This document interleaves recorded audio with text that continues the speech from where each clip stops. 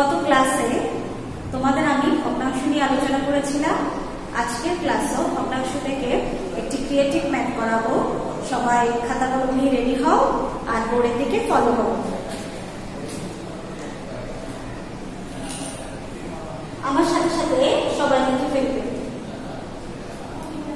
প্রথমে আমি তোমাদের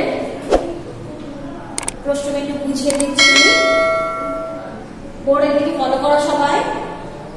একটি লাঠি 6 ভাগের 1 অংশ মাটিতে, 2 ভাগের 1 অংশ পানিতে এবং অবশিষ্ট অংশ পানির উপরে আছে। দেখো, তোমাদের প্রশ্ন মতে আমি একটি চিত্র এঁকেছি, সবাই চিত্রটা ফলো করো। মাটিতে হচ্ছে 6 ভাগের 1 অংশ, পানিতে 2 ভাগের 1 অংশ, আর বলা হচ্ছে পানির উপরে, এই যে পানির উপর আমরা পানি দেখতে পাচ্ছি, পানির উপরে যে অংশটা আছে সেটা দৈর্ঘ্য হচ্ছে কত? 2 মিটার। আমাদের কত বলা হচ্ছে মাটিতে ও পানিতে লাঠিটির মোট কত অংশ আছে, পানির উপরে কত অংশ আছে। কত বলা হচ্ছে পানির উপরের অংশ 2 মিটার হলে সম্পূর্ণ লাঠিটির দৈর্ঘ্য কত? প্রথম প্রশ্নটা একটু ফলো করো। মাটিতে ও পানিতে লাঠিটির মোট কত অংশ আছে? মোট যেহেতু বলেছে তাহলে আমাদের কি করতে হবে? যোগ করতে হবে। আমরা লিখতে পারি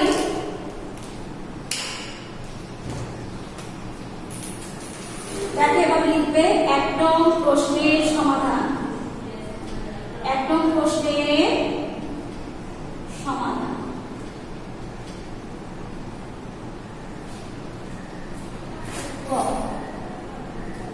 প্রথমে আমরা ক সলভ করতে যাচ্ছি। দেখো, দেওয়া আছে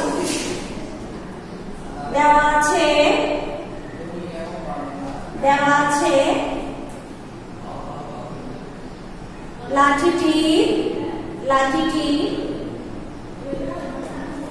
মাটিতে আছে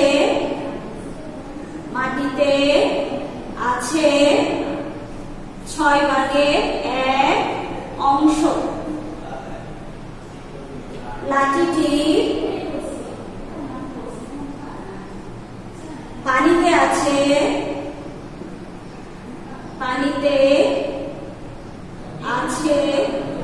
2 ভাগের 1 অংশ। সুতরাং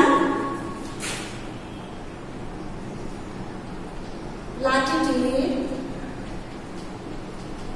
মাটিতে ও পানিতে আছে 6 ভাগের 1 যোগ 2 ভাগের 1 অংশ সমান। দেখো, প্রথমে আমরা 6 আর 2 এর লসাগু বের করব। এখানে আমি রাফ দেখাচ্ছি। দেখো, আমি প্রথমে 2 লিখছি, এরপর 6 লিখছি। 2 কে 2 দিয়ে যদি ভাগ করি তাহলে হবে কি 1। 2 কে যদি আমরা 6 দিয়ে ভাগ করি তাহলে হবে 3। 3 গুণে 6। সুতরাং 2 গুণ 3। আমি 1 লিখছি না, কারণ 1 দিয়ে গুণ করলেও কিন্তু গুণফলের কোনো পরিবর্তন হবে না। 3 গুণে 6।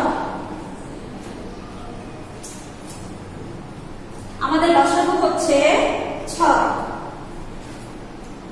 দেখো, 6 কে যদি আমরা 6 দিয়ে ভাগ করি আমরা রেজাল্ট পাই 1। তাহলে 1 কে 1 যোগ, আমরা যদি 2 কে 6 দিয়ে ভাগ করি তাহলে হয় 3। 3 কে 3 অংশ। 1 এর সাথে 3 যোগ করলে হয় 4, নিচে আছে 6। দেখো, আমরা লাঠিটির মাটিতে পানিতে আছে কত? 6 ভাগের 4 অংশ। এখানে উপরে নিচে লম্ব হরের দিকে লক্ষ্য করলে দেখতে পারবে এটাই হচ্ছে জোড় সংখ্যা। আর এটাকে আমরা কাটাকাটি বা লঘিষ্ঠ আকারে প্রকাশ করতে পারি। তাহলে 4কে যদি এখানে 4 আছে, এখানে 6 আছে, সেম সংখ্যা দিয়ে আমরা দুইটাকে ভাগ করব। যেমন 2 দিয়ে যদি আমরা 4কে ভাগ করি, 2 দ্বিগুণে 4, আর 2 দিয়ে যদি আমরা 6কে ভাগ করি তাহলে হবে 3। আমরা পাচ্ছি 3/2 অংশ। আমরা পাচ্ছি 3/2 অংশ। সুতরাং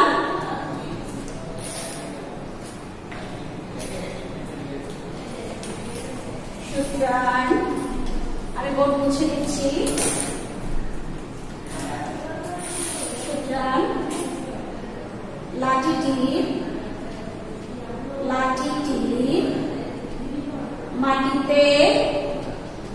মাটিতে ও পানিতে আছে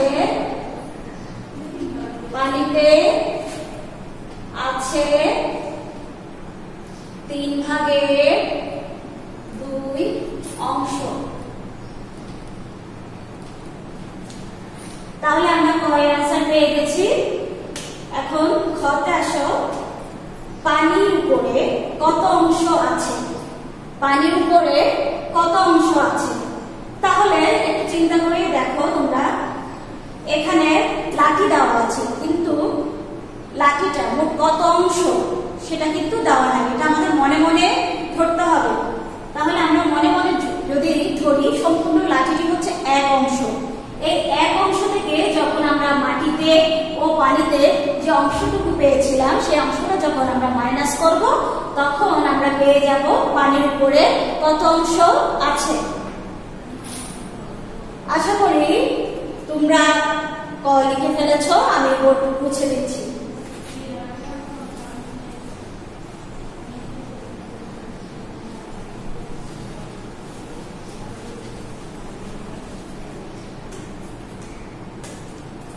লিখো খ, মনে করি সম্পূর্ণ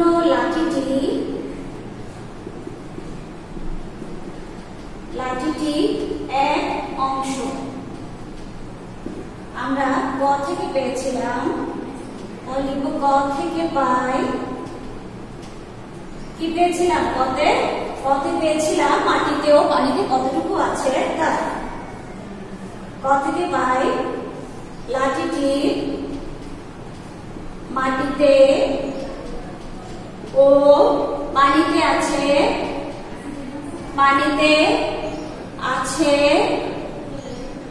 3/2 অংশ। সুতরাং পানির উপরে আছে লাঠিটি, পানির উপরে আছে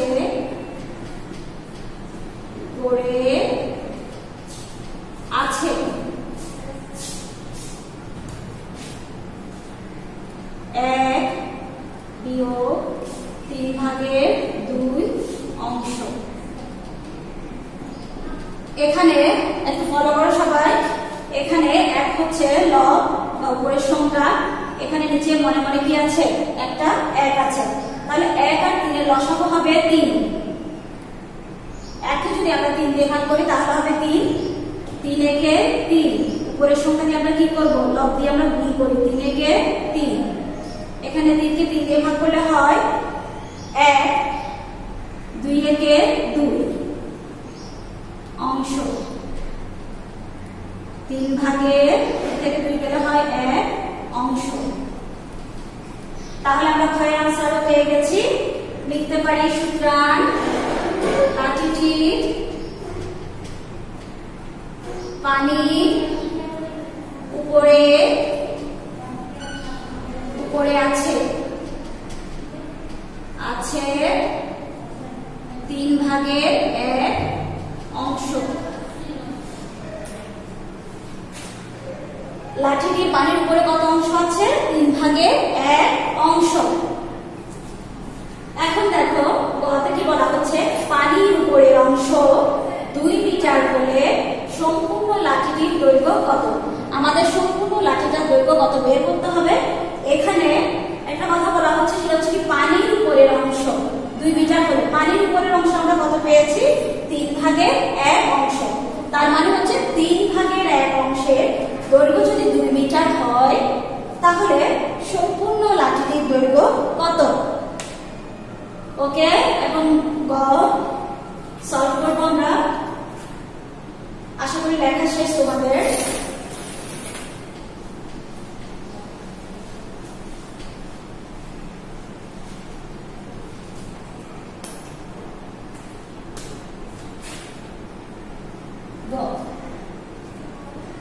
আমরা লিখতে পারি খ থেকে পাই, ক খ থেকে পাই লাঠিটি পানির উপরে আছে, পানির উপরে আছে 3/1 অংশ। তাহলে আমরা কি পেয়েছি? ক থেকে লাঠিটি পানির উপরে আছে 3/1 অংশ। আমাদের লিখতে হবে প্রশ্ন মতে 3/1 অংশের দৈর্ঘ্য হচ্ছে উপরে পানির উপরের অংশ, তার মানে হচ্ছে 3/1 অংশের দৈর্ঘ্য 2 মিটার। 3/1 অংশের দৈর্ঘ্য 2 মিটার। সুতরাং 1/2 সম্পূর্ণ অংশের দৈর্ঘ্য, অংশের দৈর্ঘ্য 2/3/1 মিটার।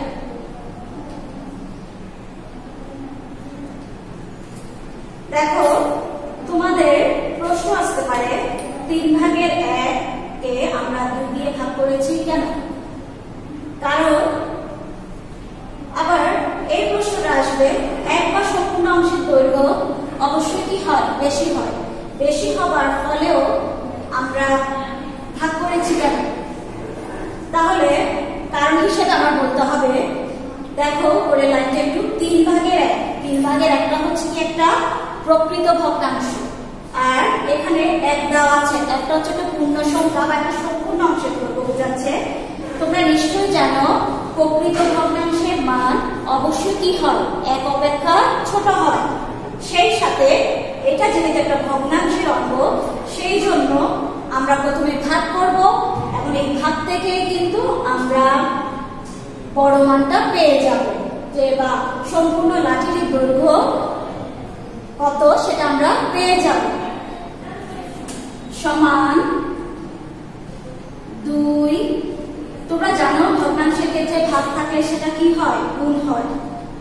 আর লব আর হর পরিবর্তন হয়। যেমন এখানে আমি হরটা লব হিসেবে লিখব আর লবটা হর হিসেবে লিখব।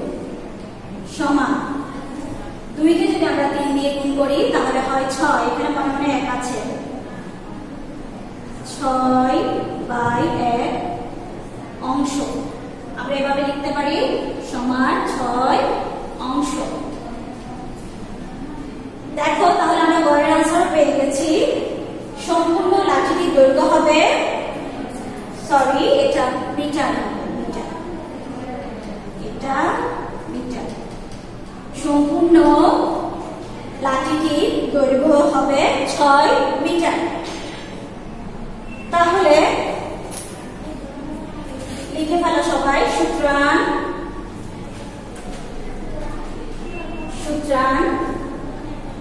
সম্পূর্ণ লাঠিটির দৈর্ঘ্য, সম্পূর্ণ লাঠিটির দৈর্ঘ্য 6 মিটার। বুঝেছো সবাই? তাহলে আমরা গড়ের আনসারও পেয়ে গেছি। আশা করি সুপ্রিয় শিক্ষার্থীরা আজকের যে আমি ক্রিয়েটিভ ম্যাথটা করিয়েছি সেটা তোমরা বুঝেছো। এই টাইপের আরো অনেকগুলো ম্যাথ তোমাদের বইতে আছে, যেগুলো প্রশ্ন আকারে আসে।